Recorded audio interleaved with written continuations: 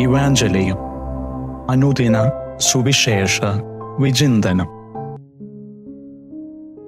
സ്നേഹം നിറഞ്ഞ മാതാപിതാക്കന്മാരെ, സഹോദരി സഹോദരന്മാരെ, നാം ധ്യാനവിഷയമാക്കുന്നത് മത്തായി എഴുതിയ സുവിശേഷം 9-ാം അധ്യായം 18 മുതൽ 26 വരെയുള്ള വാക്കുകളാണ്.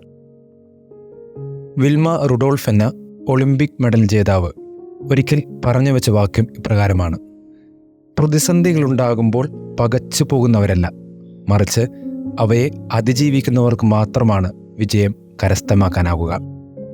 ഒരു ഭാഗത്തു തന്നെ 2 അത്ഭുതങ്ങളാണ് മത്തായി സുവിശേഷകൻ ഇവിടെ വിവരിച്ചിരിക്കുക.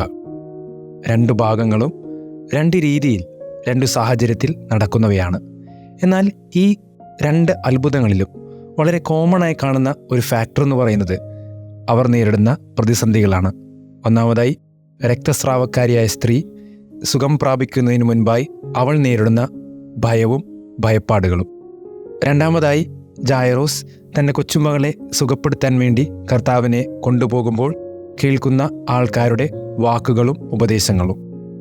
2 അത്ഭുതങ്ങൾ നടക്കുന്നതിന് മുൻപും ഒരുപാട് പ്രതിസന്ധികൾ ഈ 2 പേർക്കിടയിലും ഉണ്ടാകുന്നുണ്ട്. എന്നാൽ ദൈവത്തിൽ അടിയുറച്ച് വിശ്വസിക്കുന്നതുകൊണ്ട് മാത്രം അവരുടെ വിശ്വാസത്തെ പ്രതി അവിടെ അത്ഭുതം നടക്കുകയാണ്. സ്നേഹം നിറഞ്ഞവരെ, നമ്മുടെ ജീവിതത്തിലും പ്രതിസന്ധികളും ബുദ്ധിമുട്ടുകളുമൊക്കെ കടന്നു വരുന്നുണ്ട്. എന്നാൽ പലപ്പോഴും അവയെ കണ്ട് പതറിപ്പോകുന്നതുകൊണ്ടാണ് വിൽമ റുഡോൾഫ് പറഞ്ഞു വെച്ചതുപോലെ നമുക്ക് വിജയം കൈവരിക്കാനാവാതെ പോകുന്നത്. പ്രതിസന്ധികളിൽ പതറാതെ ദൈവത്തോട് ചേർന്ന് അവിടുത്തെ വിശ്വസ്തരായി മാറാനേ നമുക്ക് ശ്രമിക്കാം. അപ്പോൾ നമ്മുടെ ഇടയിലും അത്ഭുതങ്ങളും അടയാളങ്ങളും സംഭവിച്ചുകൊണ്ടിരിക്കും.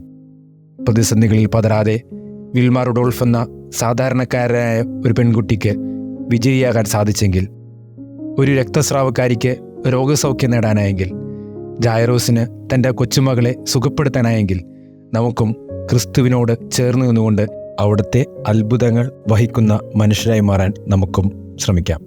ദൈവം നമ്മെ സമൃദ്ധമായി അനുഗ്രഹിക്കട്ടെ. ആമേൻ.